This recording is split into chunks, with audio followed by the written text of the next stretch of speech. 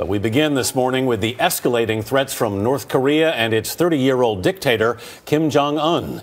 These kinds of threats were commonplace with Kim's father, Kim Jong Il, but the younger Kim is more difficult to read, and some in Washington fear he might go too far.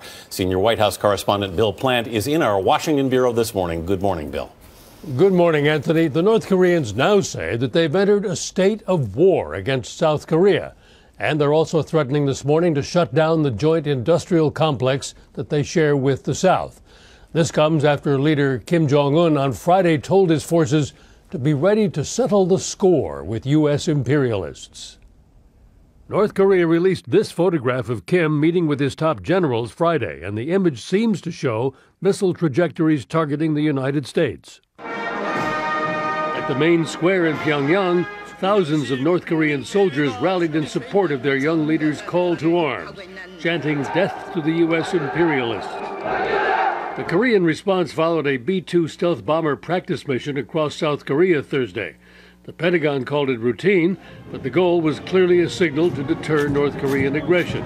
U.S. officials say they are on alert for any sign of preparation for a missile launch from North Korea, but there is no evidence that a North Korean missile could reach the U.S. mainland. But it could target U.S. bases in Japan.